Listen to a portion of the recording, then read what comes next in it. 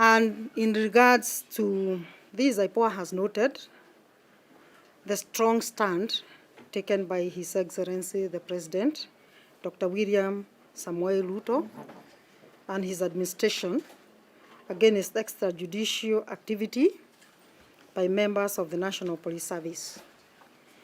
We assure Kenyans that the board is in full alignment with His Excellency's position and directives on the matter.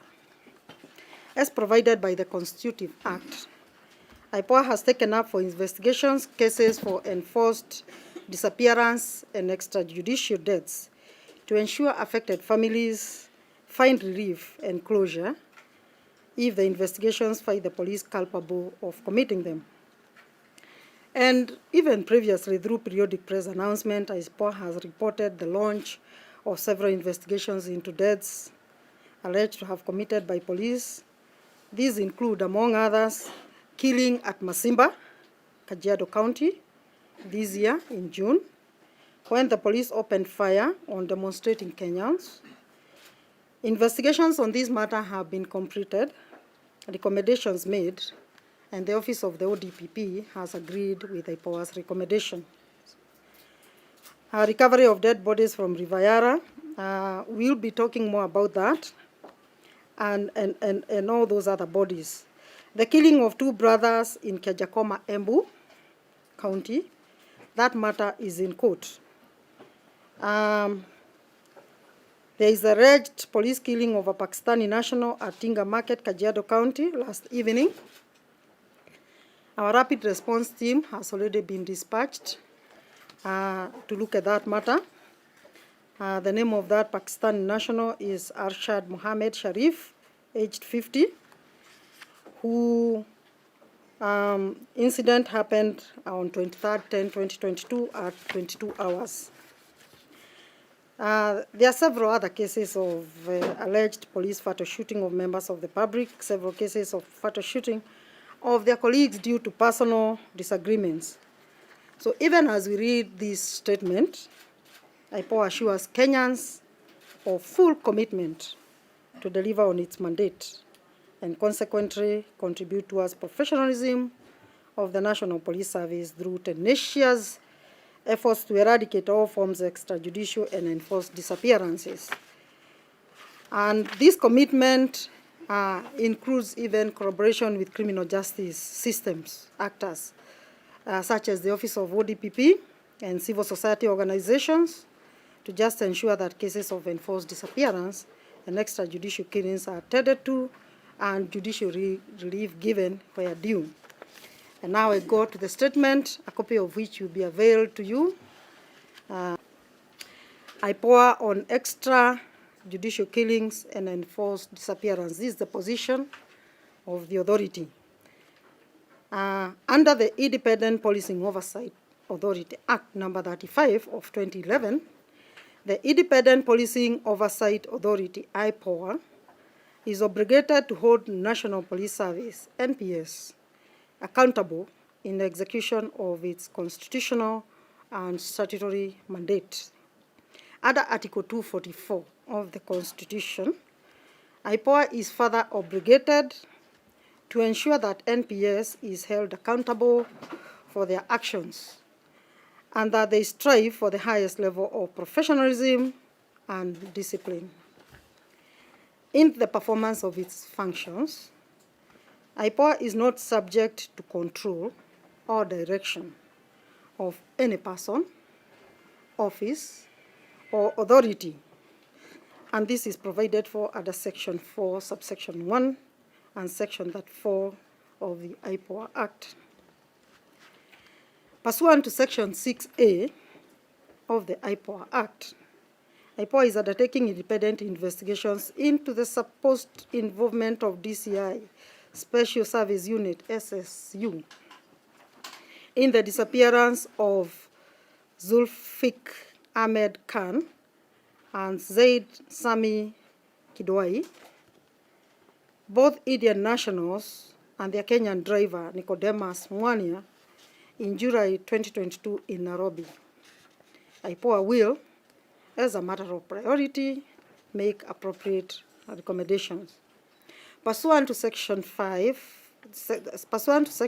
5, 6, and 7 of the IPOA Act, IPOA has commenced investigation and audit of recently disbanded SSU, that unit, and other units, all formations within the NPS to establish the propriety of the operations and the level of professionalism. IPOA is further keenly investigating NPS action and or inaction following numerous complaints received of enforced disappearances, abductions, and murders. The following are some of the cases IPOA is investigating to establish police involvement. 1. In January 2022, the authority launched investigations into the incidents in which 25 dead bodies were recovered from River Yara in Siaya County on diverse dates. Having attended all the postmortem examinations, the general emerging trend as cause of death was determined as: out of these bodies, 12 had head injuries, 2 abdominal and chest injuries, 1 drowning, 1 had a head and chest injury, 3 strangulations, and 1 peritonitis. The cause of death for 5 cases was undetermined. Status of these cases: preliminary investigations point out that the nature of injuries sustained or cause of death point to same or similar perpetrators. DNA profiling is also ongoing. In this report that this statement we shall give you, you will see there is an annexure there, annexure 1. You will see those details there. 2. In September 2021, the authority launched on-motion investigations into incidents in which 13 dead bodies were recovered in River Tana on diverse dates. All the bodies were at an advanced state of decomposition and had torture wounds. In addition, 11 bodies had stones tied to them. Status of investigations are ongoing. Preliminary investigations point out that the nature of injuries sustained or cause of death point to same or similar perpetrators. DNA profiling is ongoing to establish victim identities. 3. IPOA is undertaking investigations into 112 victims of alleged enforced disappearance to date. You see that attached to as Annexure 2. Pursuant to Section 24, subsection 4, subsection B of the IPOA Act, IPOA shall initiate an inquiry into cases of enforced disappearances and extrajudicial killings and support any tribunal, commission, or other initiatives seeking to unravel the cases. Pursuant to Section 6C of the IPOA Act, IPOA is monitoring and investigating police operation in which 11 lives were lost, including those of 8 police officers in Namariat village in Turkana East, to establish how the operation was conducted and therefrom make appropriate recommendations, including policy positions.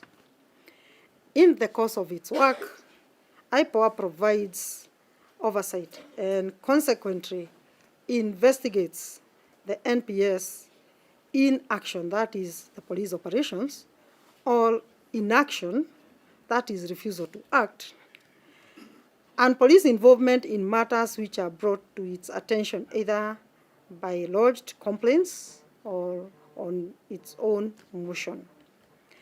In line with Section 7, subsection A, X of the IPOA Act, which stipulates that deaths and injuries occasioned by actions of the police be investigated by authority, and Section 5 of the 6th Schedule of the National Police Service Act 2011, which compels the police to report all deaths, serious injury, and other grave consequences to the authority for investigations. IPOA continues to investigate cases where the police are alleged to have engaged in extrajudicial operations, including enforced disappearances and killings. IPOA also continues to face challenges of non-cooperation by some members of NPS. In view of this, the authority wishes to affirm that it will invoke the provisions of Section 31 of the IPOA Act. Further, in instances where it is evidenced, the authority will invoke individual or command responsibility to ensure accountability. Upon completion of investigations, which will be expedited observing the principle of impartiality and the rules of natural justice as provided by Section 4, subsection 2 of its Act, the authority will publish and publicize its findings and make appropriate recommendations. Lastly, the authority wishes to make a passionate appeal to members of public to come forward and provide any necessary information to support in the aforementioned investigations. The authority also undertakes to treat the information that will be provided with utmost confidentiality and assures of security of witnesses. Having said that, you'll then see Annex 1, which has a list of missing persons received from Yara. And the table indicates that out of 19 families who reported their loved ones missing, 13 of them stated their king went missing between July 2021 to date. And this corroborates with the diver's account and Yara medical superintendent, who both confirmed that from July 2021, there was an upsurge of the number of bodies retrieved in all along River Yara. This is an indicator that it is highly likely that the missing persons might be among the 36 bodies that were retrieved in Yara. That is then the list that I'll give you. You'll be able to see the details of the individuals. I don't want to read them here. You'll also see, according to that table, we can deduce that 8 out of 13 persons reported missing between July and 2021 to date were last seen within Nairobi City. And 2 of them were positively identified by their families at Yala County Mortuary. Others were from Nakuru, Kisumu, Embu, and Siaya. And consequently, the majority of the reported cases of missing persons are from Nairobi County, drawing a conclusion that most of the bodies retrieved from Yara are from other counties. And that is it.